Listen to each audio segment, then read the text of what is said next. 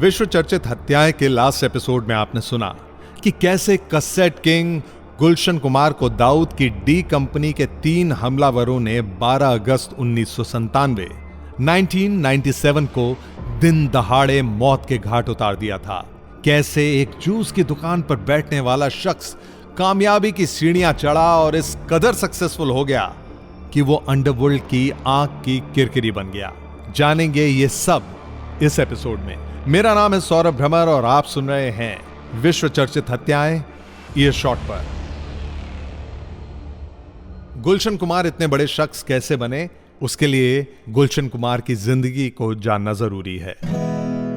गुलशन कुमार का जन्म 5 मई 1956 को दिल्ली में हुआ था। उनके पिता चंद्रभान कुमार दुआ दरियागंज में एक जूस की दुकान चलाते थे। अगर आप दिल्ली के रहने वाले हैं तो गोलचा सिनेमा का नाम तो आपने जरूर सुना होगा। जी हां, काफी मशहूर जगह है वो। उसके पास की ही उनकी एक दुकान हुआ करती थी। गुलशन कुमार ने अपने पिता की शॉप में छोटी उम्र से ही हाथ बटाना शुरू कर दिया था। गुलशन कुमार बचपन से ही काफी धार्मिक थे और शिव भक्त हुआ करते थे, और यह आस्था उनके आखिरी दिन तक, जैसा कि पिछले एपिसोड में बताया आपको, उनके साथ रही। इसे विडंबना, इसे आयरनी ही कहेंगे कि उनका मर्डर भी हुआ तो शिव मंदिर के बाहर ही। खैर, बाद में उनके पिता ने एक बड़ी दुकान खरीद ली और वहां पर कैसेट और टेप बेचना शुरू कर दिया। बेचने के साथ साथ उनकी दुकान पर कैसेट्स के रिपेयर का काम भी होता था। दुकान ठीक ठाक चलने लगी थी तो गुलशन कुमार को आइडिया आया कि क्यों ना वो खुद ही कैसेट्स बनाना शुरू कर दें, और उन्होंने सुपर कैसेट्स इंडस्ट्रीज के नाम से अपनी एक कंपनी की शुरुआत की। उन्होंने नोएडा में एक स्टूडियो भी बना लिया। उन दिनों नोएडा आज की तरह एक्सपेंसिव, आज की तरह कॉस्टली जगह नहीं हुआ करता था। शुरुआत में वो धार्मिक गानों के कैसेट बनाया करते थे। छोटे मोटे गायक, छोटे मोटे सिंगर्स जो कि जागरण मंडली या अन्य धार्मिक मंडलियों का हिस्सा होते थे, उनको गुलशन कुमार ने मौका देना शुरू किया। धीरे धीरे उनका बिजनेस प्रॉफिटेबल होता चला गया। उनके बिजनेस की एक खास बात यह थी कि वो मार्केट में बाकी कैसेट्स के कंपैरिजन में काफी कम कीमत पर अपने कैसेट्स बेचा करते थे। जाहिर है कि थोड़े से ही वक्त में उन्हें जबरदस्त मुनाफा मिलना शुरू हो गया। सिंगर्स भी वो चुन चुन कर लाने लगे। इन सिंगर्स के पास बेशक फेम हो ना हो, लेकिन टैलेंट की कोई कमी नहीं थी। कमी थी तो एक अच्छे प्लेटफॉर्म, एक अच्छे प्रमोटर की। गुलशन कुमार को प्रतिभा की परख भी थी। अनुराधा पौडवाल, सोनू निगम, कुमार सानू, उदित नारायण, नदीम श्रवण, न जाने कितने म्यूजिक के बड़े नाम हैं जिन्होंने अपने करियर की शुरुआत टी सीरीज के साथ ही की थी। धीरे धीरे लोगों को इन सिंगर्स की आवाज पसंद आने लगी। गुलशन कुमार का बिजनेस और ज्यादा फलने फूलने लगा। धीरे धीरे गुलशन कुमार कामयाबी की बुलंदियां छू रहे थे, लेकिन फिर भी गुलशन और आगे बढ़ना चाहते थे। इसलिए उन्होंने मुंबई का रुख किया। साल 1989 उसमें एक टेलीफिल्म आई थी लाल दुपट्टा मलमल का, जिसके राइट्स टी सीरीज के पास थे। इसके सारे सॉन्ग्स सुपर डुपर हिट साबित हुए, और फिर 1990 में रिलीज हुई film Aashiqui under the banner of T series, super cassettes and rest as they say is history. Films के साथ साथ इसके गाने इतने हिट हुए कि हर तरफ बस उन गानों की गूंज सुनाई देती। आज भी रेट्रो म्यूजिक शोज में आशिकी के गाने हमें अक्सर सुनने को मिलते हैं। It turned out to be one of the most successful music albums of all time, और इस पर्टिकुलर फिल्म का म्यूजिक नदीम श्रवण ने दिया था। आपको यह भी बता दें कि अब तक गुलशन कुमार सिंगर्स के साथ साथ नए म्यूजिक डायरेक्टर्स को भी मौका देना शुरू कर चुके थे, और नदीम श्रवण उसी कड़ी का हिस्सा थे। धीरे धीरे गुलशन कुमार मुंबई में अपने पैर जमाने लगे। टी सीरीज एक के बाद एक सुपरहिट म्यूजिक एल्बम्स दे रही थी।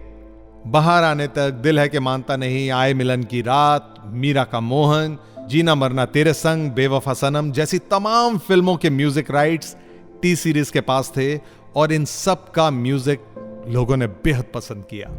1996-97 तक मार्केट के म्यूजिक शेयर का तकरीबन 65% हिस्सा, 65% हिस्सा टी सीरीज के पास आ चुका था। आप यकीन नहीं मानेंगे, लेकिन टी सीरीज का टर्नओवर तकरीबन उस जमाने में 350 करोड़ हो चुका था। और याद रहे कि हम 1990s की बात कर रहे हैं। उस टाइम के 350 करोड़ की कीमत आप समझ ही नहीं सकते। कहते हैं ना, ऊपर वाला जब भी देता पूरा छप्पर फाड़ के देता। सब कुछ टी सीरीज के फेवर में आता जा रहा था।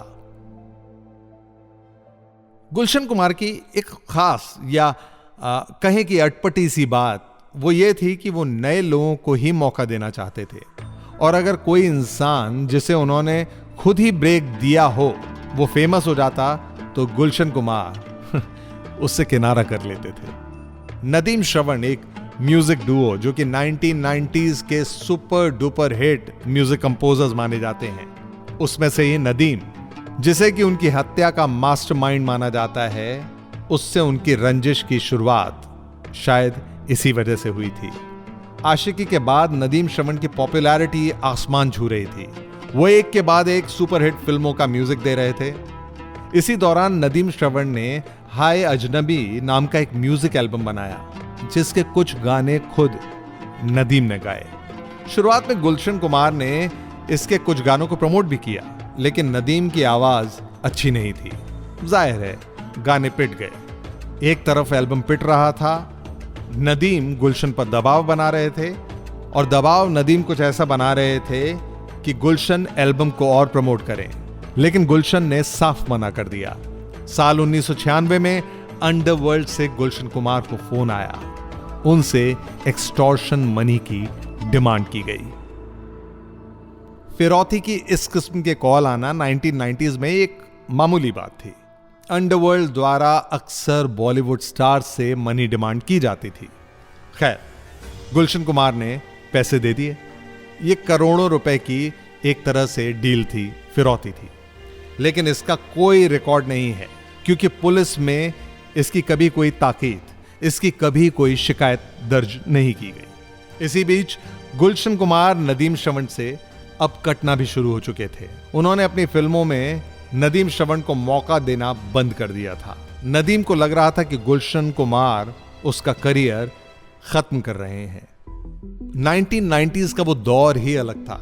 नदीम धीरे धीरे, कहते हैं, अंडरवर्ल्ड से भी नजदीकियां बना रहे थे। अबू सलेम और अनीस इब्राहिम, जो कि दाऊद इब्राहिम के भाई हैं या थे, जैसे डॉन नदीम के जिगरी दोस्त बन चुके थे। नदीम ने अबू सलेम को बताया कि ना तो गुलशन कुमार मेरे गानों को प्रमोट कर रहा है, ना मुझे काम दे रहा है, तुम जरा इसको फोन करके धमकाओ। अबू सलेम ने गुलशन कुमार को फोन करके गुलशन कुमार से 10 करोड़ रुपए की डिमांड की। इस बार गुलशन कुमार ने पैसा देने से साफ साफ इनकार कर दिया।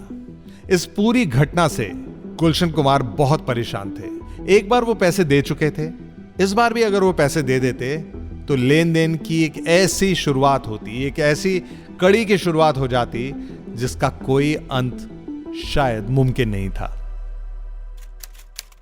तारीख 5 अगस्त 1997, 1997। अबू सलेम गुलशन कुमार को फिर फोन करता है, बोलता है, ना तो तुम पैसे दे रहे हो, ना पुलिस में शिकायत कर रहे हो। हमें अगर तुम सीरियसली नहीं लेते हो तो गुलशन कुमार, ये तुम्हारे लिए खतरनाक साबित होगा। मनी मन कोई भी पूंजीपति, कोई भी बिजनेसमैन, कोई भी इंसान जो कि एक धंधा कर रहा है, उसके लिए परेशानी का सबब है इस तरह की चीजें, फिरौती की डिमांड और ये सारी धमकियां। गुलशन कुमार परेशान थे, उनकी परेशानी और बढ़ चुकी थी। उन्होंने अपने भाई किशन कुमार को इन धमकियों के बारे में बताया। किशन कुमार ने उनको पुलिस में शिकायत करने को कहा, लेकिन गुलशन कुमार इसके फेवर में नहीं थे। उनका मानना था पुलिस में कंप्लेंट करने से डी कंपनी यानी दाऊद इब्राहिम, उसके गुर्गे और भड़क जाएंगे और इसका अंजाम शायद ज्यादा बुरा हो। 3 दिन बाद अबू सालेम ने गुलशन कुमार को फिर फोन करके अल्टीमेटम दिया। अपनी कॉल के दौरान वो कुमार को नदीम का एल्बम प्रमोट करने के लिए भी कहता रहा। गुलशन कुमार ने अपनी सफाई साफ साफ दी, एल्बम में दम ही नहीं है, इसको प्रमोट करने का कोई लॉजिक ही नहीं बनता। दूसरी तरफ से यह भी पूछा गया कि नदीम श्रवण का म्यूजिक जिस फिल्म में होता है उसके राइट्स टी सीरीज क्यों नहीं लेता। गुलशन कुमार के लिए अब ये धमकियां गले की हड्डी बन चुकी थी। गुलशन कुमार सोचते रहे कि पुलिस में इन धमकियों की शिकायत की जाए या नहीं, और जब तक वो ये सोच ही रहे थे तब तक 12 अगस्त 1997 को डी कंपनी के 3 अटैकर्स ने उन पर ताबड़तोड़ गोलीबारी करके उनकी हत्या कर दी। गुलशन कुमार का शव दिल्ली लाया गया, जहां उनका अंतिम संस्कार किया गया।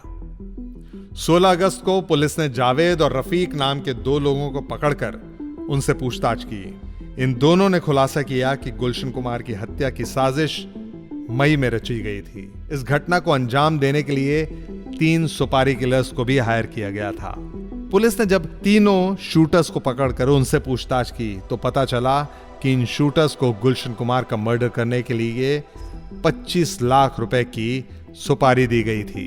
वो टिप्स इंडस्ट्रीज लिमिटेड के एमडी रमेश तौरानी ने दी थी। तो यहां पर एक ढंग से देखा जाए तो प्रोफेशनल राइवलरी का एंगल भी सामने आया। इस बात पर उन्हें भी पुलिस ने गिरफ्तार किया। कुल 19 लोगों को पुलिस ने इस मामले में अरेस्ट किया था। नदीम इस बीच देश से भाग के लंदन जा छुपा। एक भगोड़े से और उम्मीद भी कोई क्या कर सकता है। नदीम देश से ऐसा भागा है कि आज तक पुलिस के हाथ नहीं आया। उसके एक्सट्रेडिशन प्रत्यर्पण की कई बार बात हुई है, लेकिन उसके खिलाफ इनसफिशिएंट एविडेंस है। इस कारण उसे वापस इंडिया नहीं लाया जा सका है। नदीम ने लंदन से भी म्यूजिक डायरेक्ट करना जारी रखा। उसके पार्टनर श्रवण से भी इस मामले में काफी पूछताछ हुई, लेकिन कोई सबूत उनके खिलाफ भी नहीं मिला। श्रवण ने यह भी कहा कि उनका दिल नहीं मानता कि नदीम इस हत्या में शामिल हो सकते हैं। नदीम फिलहाल दुबई में परफ्यूम का बिजनेस चलाते हैं और श्रवण दूसरी तरफ 2021 में कोरोना वायरस का शिकार हो गए। 2001 में शूटर दाऊद मर्चेंट को कोर्ट ने उम्र कैद की सजा सुनाई और बाकी 18 लोगों को बरी कर दिया गया। जहां तक अबू सलीम की बात है तो उसके ऊपर आज तक गुलशन कुमार की हत्या के लिए मुकदमा नहीं चलाया जा सका है।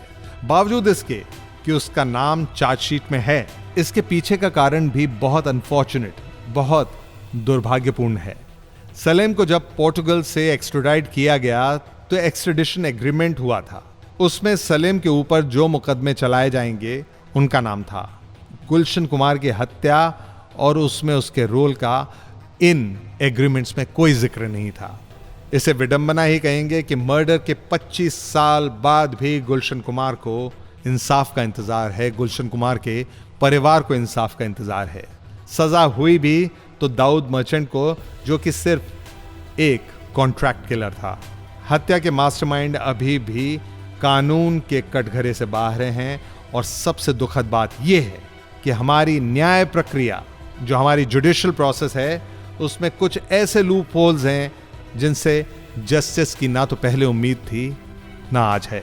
ये शॉर्ट पे मैं हूं सौरभ भ्रमर, आपके साथ विश्व चर्चित हत्याएं के अगले एपिसोड में लेकर आएंगे एक और फेमस असैसिनेशन की कहानी। Stay tuned.